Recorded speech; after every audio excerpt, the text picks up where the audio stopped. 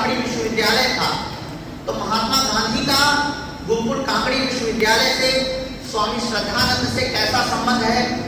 Young India में हरिजन सेवक में वो आर्य समाज स्वामी दयानंद, श्रद्धानंद और उनके कार्यों को किस प्रकार देखते हैं, और उस समय विद्यमान स्वामी श्रद्धानंद इंद्रजीत यहाँ इलाहाबाद में प्रोफेसर रहे, बाद में सन्यासी हुए स्वामी सत्यप्रकाश सरस्वती, जिन्होंने सरस्वती पत्रिका में अपने संस्मरणों को लिखा, वो लोग महात्मा गांधी को किस प्रकार देखते हैं। इस चीज को देखते हुए समग्रता से इसको समझने का प्रयास किया गया है कि महात्मा गांधी के आर्य समाज के साथ सहमतियों असहमतियों के बावजूद कैसे संबंध रहे और एक समग्रता से उसे कैसे समझा जाए। तो सबसे पहले हम देखते हैं कि जब गांधी जी अफ्रीका में थे और सत्याग्रह चला रहे थे, तब स्वामी श्रद्धानंद उस समय महात्मा मुंशीराम, उन्होंने संन्यास नहीं लिया था, गुरुकुल के ब्रह्मचारियों ने श्रमदान किया, कुली का काम किया, लोगों के गट्ठर उठाए, मिट्टी खोदी और श्रमदान करके जो उन्हें पैसा मिला, उस पैसे को उन्होंने महात्मा गांधी को भेजा अफ्रीका में। तो महात्मा गांधी ने 8 फरवरी 1914 को सबसे पहले इसके लिए आभार व्यक्त किया है महात्मा मुंशीराम का। यहाँ से संबंधों की शुरुआत होती है 1914 से, और गांधी जी ने पहला पत्र महात्मा मुंशीराम को 31 अक्टूबर 1914 ईस्वी को लिखा। 31 अक्टूबर 1914 ईस्वी को फोनिक्स साउथ अफ्रीका से लिखा गया। गांधी जी का एक पहला पत्र था और वो पत्र इंग्लिश भाषा में था। उसके बाद गांधी जी ने जो भी पत्र लिखे स्वामी श्रद्धानंद को, वो पत्र हिंदी में लिखे, क्योंकि उसके उत्तर में महात्मा मुंशीराम जी ने लिखा कि आप हिंदी में लिखें तो मुझे अच्छा लगेगा। यद्यपि उनके बेटे इंद्रजीत को, अन्य लोगों को गांधी जी ने इंग्लिश में लिखा है, लेकिन एकमात्र पत्र इंग्लिश में उन्होंने पहला पत्र लिखा, बाद के सभी पत्र उन्होंने हिंदी में लिखे। तो पहले पत्र में वो लिखते हैं कि डियर महात्मा जी, मुंशीराम के लिए उनका संबोधन है dear Mahatma ji, I hope therefore that you will pardon me addressing you by the title which both Mr. Andrews and I have used in discussing you and your work. मैं और मिस्टर एंड्रयूज जब south Africa में आपके कार्यों की चर्चा करते हैं तो आपको महात्मा कहकर के ही संबोधित करते हैं, इसलिए मैं आपको महात्मा कहकर के ही संबोधित कर रहा हूं। तो ये पहला पत्र है। और सीएफ एंड्रूज ने महात्मा गांधी को ये सुझाव दिया कि आप जब भारत जाइए तो भारत के 3 महापुरुषों से जरूर मिलिए।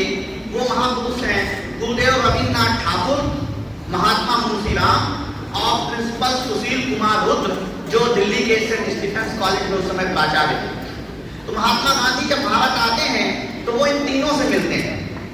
मेरा चूंकि आर्य समाज और महात्मा गांधी विषय है तो उन दोनों से मिलने की मैं चर्चा नहीं करूंगा। सबसे पहले 8 अप्रैल 1915 को महात्मा गांधी सपत्नी हरिद्वार गए। उस संबंध में वो गुरुकुल कांगड़ी गए। प्राध्यापक महेश चरण सिंह ने ब्रह्मचारियों के एक दल के साथ उनका स्वागत किया। इस अवसर पर उन्हें एक सम्मान पत्र दिया गया और उस सम्मान पत्र का ब्रह्मचारी बुद्धदेव ने वाचन किया। उस सम्मान पत्र में सबसे पहले उन्हें महात्मा शब्द से संबोधित किया है 8 अप्रैल 1815। बाद में रविन्द्रनाथ ठाकुर जी ने और सुभाष चंद्र बोस जी ने उन्होंने महात्मा कहा, लेकिन ये पहला संबोधन गुरुकुल कांगड़ी में दिया गया ये मान पत्र है, जिसको अवनीन्द्र कुमार विद्यालंकार ने अपने लेख में लिखा कि अभिनंदन पत्र देने के बाद एक आर्य समाज के भजनोपदेशक थे अमीर चंद, उन्होंने एक भजन गाया। वो भजन था कि पंचपुरी में हमें 2 महात्माओं के दर्शन हो रहे हैं, एक है महात्मा मुंशीराम और दूसरे हैं महात्मा गांधी। तो ये भी कहा जाता है कि उस भजन के माध्यम से पहली बार उन्हें महात्मा शब्द संबोधन मिला। और महात्मा मुंशीराम जो गांधी जी को पत्र लिखते हैं तो लिखते हैं प्रिय भाई।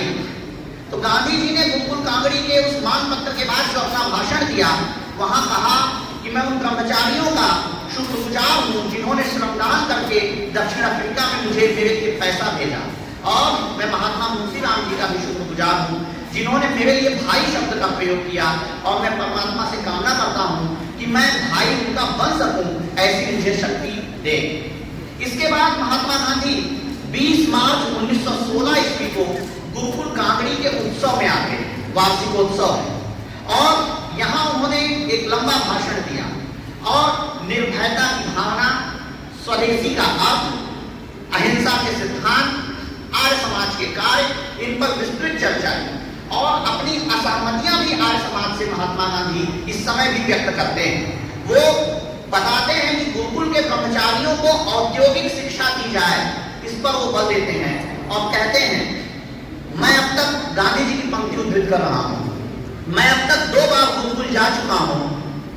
आर्य समाज के अपने भाइयों से कुछ प्रमुख मतभेद होते हुए भी मन ही मन में उनकी बड़ी इज्जत करता हूं और आर्य समाज की गतिविधि का सर्वश्रेष्ठ परिणाम कदाचित गोकुल की स्थापना और उनके परिचालन में दिखाई दिया है। तो यहाँ से उनके संबंध हम देखते हैं। उसके बाद महात्मा गांधी ने पत्र लिखा, श्रद्धानंद जी को कई पत्र लिखे गए। जब मुंशी राम जी संन्यास लेते हैं, स्वामी श्रद्धानंद बनते 1917 में, तब भी गांधी जी ने उनको पत्र लिखा और गोकुल की शिक्षण पद्धति, खादी, स्वदेशी के प्रयोग, उन लोगों के पत्र व्यवहार छपे भी हैं। महात्मा गांधी और गोकुल करके पुस्तक है, विष्णुदत्त राकेश जी ने उसकी प्रस्तावना लिखी है, वो आउट ऑफ प्रिंट है। गोकुल कांगड़ी में बात की थी, वो आउट ऑफ प्रिंट है। वहां गांधी जी ने जो पत्र महात्मा गांधी को लिखे हैं, स्वामी श्रद्धानंद को लिखे हैं, और स्वामी श्रद्धानंद जी ने जो पत्र महात्मा गांधी को लिखे उनका पूरा उल्लेख किया गया। ये तो एक घटना थी। अब कुछ मतभेद जो उजागर होते हैं उसमें है 1 मई 1924, जब यंग इंडिया में महात्मा गांधी का एक लेख आता है और उससे आर्य समाजी बहुत उद्वेलित होते हैं। वो लेख है Hindu Muslim tensions, its cause and cure. इस लेख ने आर्य समाजियों को उद्वेलित किया। इस लेख में गांधी जी ने स्वामी दयानंद, आर्य समाज और सत्याग्रह प्रकाश के लिए ऐसे शब्दों का भी प्रयोग किया है जो कहीं उचित लगते भी हैं, कहीं नहीं भी लगते हैं। स्वामी सत्यप्रकाश जी ने तो लिखा कि सत्य, तर्क और नैतिक दृष्टि से ये शब्द उचित नहीं। स्वामी श्रद्धानंद के लिए उन्होंने लिखा, यंग इंडिया का ये लेख है, क्योंकि पूरा समग्र दृष्टि से हम विवेचन कर रहे हैं तो सभी बातें आनी चाहिए कि his speeches are often irritating, he is hasty and early ruthless, he inherits the tradition of our समाज। उनके भाषण प्रायः उत्तेजक होते हैं, वो बहुत जल्दबाज हैं, शीघ्र क्रोधी हैं, श्रद्धानंद के लिए लिख रहे हैं, और वो आर्य समाज की परंपरा के संवाहक हैं। उन्होंने स्वामी दयानंद के लिए लिखा कि he made his Hinduism narrow, कि उन्होंने हिंदुत्व को संकीर्ण कर दिया। महात्मा गांधी के शब्द हैं 1 मई 1924। सत्याग्रह प्रकाश के मुस्लिम और ईसाइयों के खंडन पर समुल्लास गांधी जी को लोगों ने भेजे, अन्य संप्रदाय के लोगों ने। गांधी जी ने सत्याग्रह प्रकाश के लिए भी जो लिखा कि I have not read A more disappointing book from A reformer so great, कि मैंने इस प्रकार के समाज सुधारक से ऐसी इरिटेटिंग पुस्तक, नैराश्यपूर्ण पुस्तक नहीं पढ़ी। और आर्य समाजियों के लिए और भी कड़े शब्दों का प्रयोग गांधी जी ने किया। But having the narrow outlook and pernicious habit, they either quarrel with the people of other denomination, कि वो कहते हैं कि लोग झगड़ते रहते हैं अदर संप्रदाय, अन्य संप्रदाय। देखिए, मैं जो समझता हूँ कि ये लेख जो लिखा गया, इसकी भावना हिंदू मुस्लिम एकता महात्मा गांधी की रही होगी, लेकिन इससे हिंदू मुस्लिम एक जिस उद्देश्य से लिखा गया, इससे कोई लाभ हुआ दिखाई नहीं देता। ये लेख बिल्कुल ही समयोचित नहीं लगता। उस समय की प्रतिष्ठित आर्य समाजों में इस लेख के विरुद्ध प्रस्ताव स्वीकृत हुए, धुआंधार व्याख्यान हुए, और इस लेख ने आर्य समाज के बहुत से कार्यकर्ता और सन्यासी जो कांग्रेस से जुड़े थे, उनके विश्वास को भी तोड़ा, और जो उनका विश्वास कांग्रेस और गांधी जी के प्रति था। हालांकि उसके बाद सविनय अवज्ञा हो, सत्याग्रह हो, बहुत आर्य समाजी उसमें जेल गए, गांधी जी के साथ लड़े, लेकिन एक विश्वास जो उस समय टूटा, उससे दोनों को नुकसान हुआ। उससे कांग्रेस का भी नुकसान रहा और उससे आर्य समाज का भी एक नुकसान रहा कि उस आंदोलन में और उग्रता के साथ कुछ लोग नहीं भी जुड़े। तो सार्वदेशिक आर्य प्रतिनिधि सभा की ओर से एक डेपुटेशन गांधी जी से मिला भी, और दिल्ली के लाला ज्ञानचंद ने इन आक्षेपों का जो गांधी जी ने किया, इसकी पुस्तक छपवाई और सत्य निर्णय 1933 में छपी। उर्दू में इजहार हकीकत में गांधी जी के इन आक्षेपों का उत्तर दिया गया। और 2 पत्र और जो 12 और 19 जून के यंग इंडिया के गांधी जी के आए, उस उससे भी आर्य समाज और गांधी जी में मतभेद हुए। उस समय एक पुस्तक निकलती है, उसका नाम है रंगीला रसूल, और उस पुस्तक को मैनेजर आर्य पुस्तकालय लाहौर से प्रकाशित की, और खंडन मंडन का दौर है, और उस पुस्तक में रसूल के रंगीले होने का उल्लेख है। और इस प्रकार के जो साहित्य, प्रोपेगेंडा साहित्य कहें या प्रचार साहित्य कहें, ये 40-50 वर्षों से लिखे जा रहे थे। रद्दे हिंदू, छिनाला सीता जैसे बहुत से साहित्य लंबे समय से लिखे जा रहे थे। उन साहित्यों पर गांधी जी का लेखन या कोई टिप्पणी नहीं रही, लेकिन किसी व्यक्ति ने उन्हें रंगीला रसूल जो पुस्तक दी, उस पर गांधी जी ने 12 और 19 जून को लेख में लिखा कि the very title is highly offensive, the contents are in keeping with the title। और उसके बाद गांधी जी ने मौन साथ दिया। उसके बाद आर्य समाज, दयानंद और श्रद्धानंद पर कुछ नहीं। डिपुटेशन उसे मिला, आर्य समाज में निंदा भी हुई। चमुपति जी ने लंबे लंबे 3-4 लेखों में इंग्लिश में ही उसका उत्तर भी लिखा कि जो आरोप लगाए जा रहे हैं वो आरोप किसी भी दृष्टि से उचित नहीं। और स्वामी सत्यप्रकाश जी जो हम प्रोफेसर भी रहे, बाद में रिटायर, उन्होंने सरस्वती पत्रिका में अपने संस्मरणों में लिखा कि इन पत्रों का परिणाम आर्य समाज और कांग्रेस दोनों के लिए बुरा रहा। आर्य समाज कांग्रेस से यदि विरत न होता तो आर्य समाज के प्रमुख सन्यासी इसमें भाग लेते, तो हिंदू मुस्लिम समस्या उस रूप में नहीं रूप धारण करती जो इसके बाद की। और बाद के इतिहास से यह स्पष्ट है कि समस्या का वो समाधान नहीं हो सका जो गांधी चाहते थे। और दलितों की समस्या पर भी आर्य समाज जिस ढंग से विचार कर रहा था, उस ढंग से कांग्रेस में विचार नहीं हुआ। इसका बहुत बड़ा कारण है, अम्बेडकर ने खुद लिखा कि स्वामी श्रद्धानंद जो दलितों के जिस ढंग के चिंतक हैं, उस ढंग के दूसरे नहीं हैं। इससे आर्य समाज और कांग्रेस दोनों को नुकसान हुआ। आर्य समाजियों को महात्मा जी की समालोचना उस समय अच्छी नहीं लगी, और इस प्रकार एक पुस्तक शैतान पुस्तक भी निकली। स्वामी दयानंद पर भी ऐसी विवादास्पद पुस्तकें निकलती रही, और उसके उत्तर प्रत्युत्तर दोनों पक्ष की ओर से दिए जाते रहे। आर्य समाज के उत्सवों में हमेशा शास्त्रार्थ और शंका समाधान हुआ कि जब भी उत्सव होते थे आर्य समाज के, उसके बाद शंका समाधान होता। उसमें हिंदू, मुस्लिम, जैन सभी अपने प्रश्न पूछते थे, उन शंकाओं का समाधान होता था।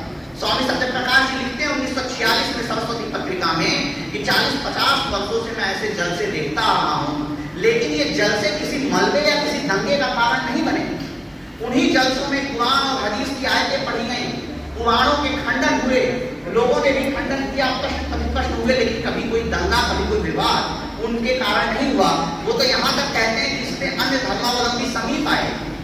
उन्होंने भी हिंदू के ग्रंथों को पढ़ना शुरू किया, और हिंदुओं ने भी कुरान और हदीस को पढ़ना शुरू किया। तो ये आरोप जो गांधी जी ने लगाए, इसके उत्तर चमुपति जी ने विस्तृत उत्तर दिया।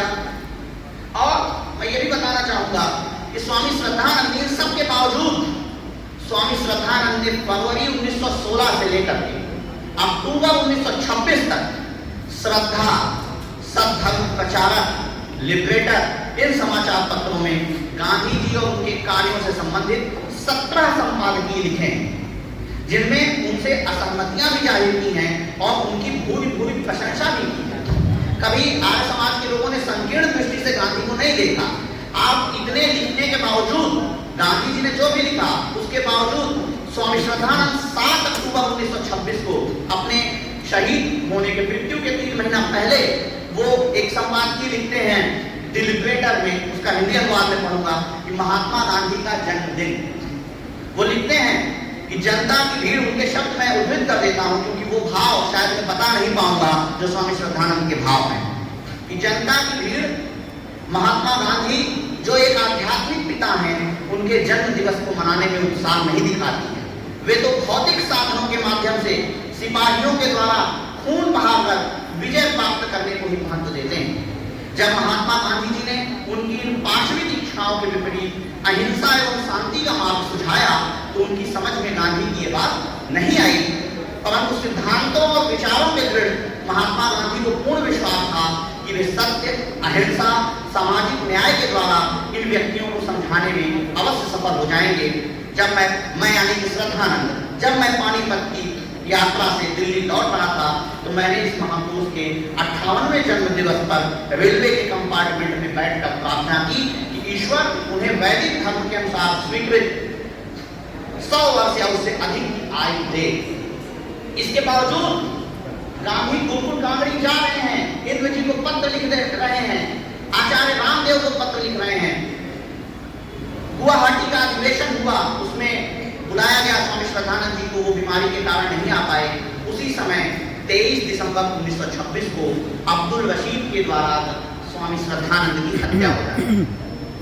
उस हत्या के बाद उनके स्वामी श्रद्धानंद के बेटे इंद्र जी, उन्होंने शांति की अपील की।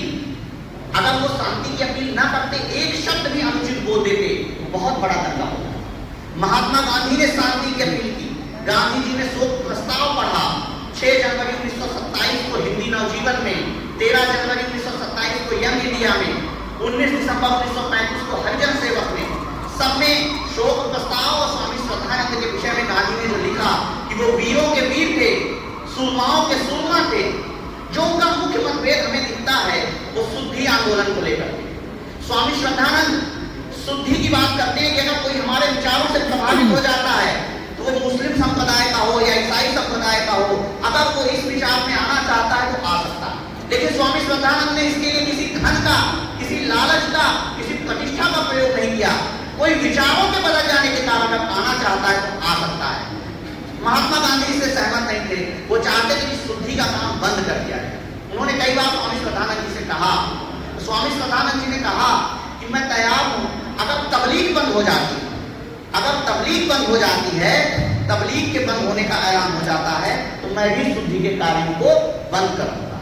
तो शुद्धि को लेकर के गांधी आध्यात्मिक व्याख्या करते हैं कि ये तो आंतरिक शुद्धि है और इस प्रकार के कार्य नहीं होने चाहिए। लेकिन मैं गांधी जी ने लिखा कि स्वामी श्रद्धानंद की हत्या के लिए वो अखबार दोषी हैं जो श्रद्धानंद और मालवीय को मुसलमानों का दुश्मन बता रहे हैं। ऐसे अखबारों को तुरंत बैन कर देना चाहिए। 90% से अधिक जनता दोषी है। लेकिन आप देखिए कि स्वामी श्रद्धानंद की हत्या के बाद उनके बेटे इंद्र जी ने, महात्मा गांधी ने सबकी अपील पर कोई हिंसा नहीं की। अब्दुल रशीद जो हत्यारे थे पकड़े गए, उनकी रिहाई के लिए 50,000 रुपए का चंदा इकट्ठा हुआ। 5,000 से या 10,000 से अधिक भीड़ उनके जनाजे में गई और अब्दुल रशीद को शहीद कहने की मांग उठाई। देवबंद में उसके लिए पर्चे पड़े गए। हत्यारे का महिमा मंडन तब भी हुआ। और आज भी आप देखेंगे कि जब महात्मा गांधी की हत्या हुई उस समय गोडसे का कोई महिमा मंडन नहीं दिखता। लेकिन आज हम देखें तो वो महिमा मंडन बीच बीच में उभर के आता, छिटपुट कहीं से उभरता है, खुल के नहीं आता, कहीं से थोड़ा सा उभरेगा और नहीं आएगा। स्वामी श्रद्धानंद के समय लोगों ने बहुत धैर्य का काम किया। महात्मा गांधी ने अब्दुल रशीद को भाई कहा कि ये मेरा भाई है, और कहा भाई मैं इसलिए कह रहा हूं जिससे लोग स्वामी दयानंद के उस बलिदान को याद करें कि जिन्होंने उसकी हत्या की, उस रसोइये को उन्होंने धन देकर के लौटा दिया। और ये क्षमाशीलता आर्य समाजियों को सीखनी चाहिए। आर्य समाजियों ने वो क्षमाशीलता सीखी, एक भी हिंसा नहीं हुई। केवल स्वामी श्रद्धानंद का बलिदान हुआ, लेखराम का बलिदान हुआ, लेकिन आर्य समाज की ओर से कभी हिंसा नहीं की है। और गांधी चाहते थे कि हिंसा न हो, लेकिन वो अन्य पक्षों को इससे रोक नहीं सके। और एक इंद्र विद्यावाचस्पति जो स्वामी श्रद्धानंद के बेटे थे, उनके साथ 20 साल रहे, उन्होंने किताब लिखी मेरे पिता। उसमें वो लिख रहे हैं कि जिस समय अब्दुल रशीद अपनी मूर्खता की चेष्टा से इस्लाम के माथे पर कलंक लगा रहा था, उधर गुवाहाटी में अखिल भारतीय राष्ट्रीय महासभा के अधिवेशन की तैयारियां चल रही थी। स्वागताध्यक्ष महोदय ने पिताजी को एक निजी पत्र लिखकर आने का आग्रह किया। उस पत्र का उत्तर मैंने ही लिखा था। गुवाहाटी में बुलाया गया था स्वामी श्रद्धानंद को, वो आ नहीं पाए, तो उसका रिप्लाई उन्होंने भिजवाया था और इंद्र जी ने वो उत्तर लिखा और कह रहे हैं कि मैं उसको कोट कर रहा हूँ। वो उत्तर किताब में क्या था कि on Hindu Muslim unity depends future wellbeing of India, कि भारत का भावी सुख हिंदू मुस्लिम की एकता पर निर्भर करता है। इंद्र जी लिखते हैं यह निमोनिया की उग्र दशा में प्रभात की शांत वेला में बीमार चारपाई पर से लिखवाया गया था। इस कारण मान लेना चाहिए कि यह संदेश देने वाले की अंतरात्मा का संदेश था। ये स्वामी श्रद्धानंद की अंतरात्मा का संदेश था। इंद्र जी लिखते हैं कि मैं उनके साथ 16 वर्षों से अधिक रह रहा हूँ और भी रहा हूँ बचपन में, उस आधार पर मैं कह सकता हूँ कि ये पिताजी की अंतरात्मा का संदेश था। उनकी श्रद्धानंद की मृत्यु के बाद उनके बेटे इंद्र जी आंदोलन में रहे। श्रद्धानंद जी की बेटी वेद कुमारी, उनकी बेटी सत्यवती गांधी जी के आंदोलनों में जेल गई, सविनय अवज्ञा में जेल गई, सत्याग्रह में जेल गई।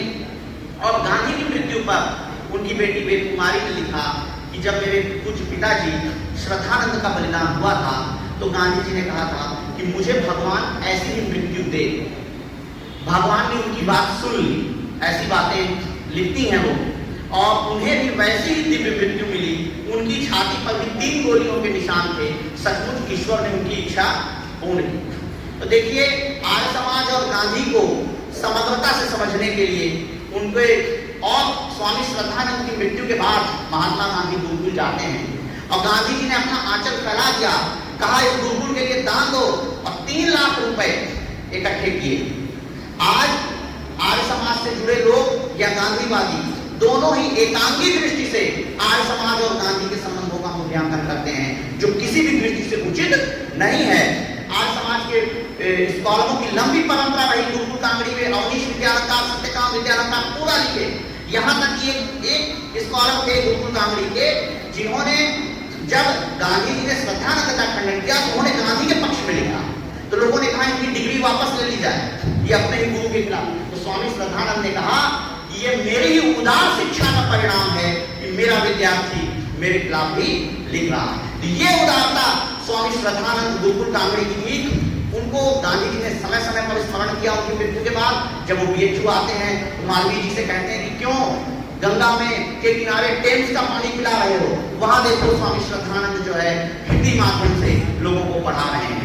और भाषणों में वो कहते हैं कि आज लोग मुझे महात्मा कह देते हैं, लेकिन मुझे महात्मा कहते मुझे मुंशीराम जी का स्मरण आता है, सच्चे महात्मा वही थे। तो मतभेद तो थे दोनों में, इसमें कोई काम नहीं किया जा सकता, लेकिन मनभेद नहीं रहे और परस्पर संबंध उनके रहे।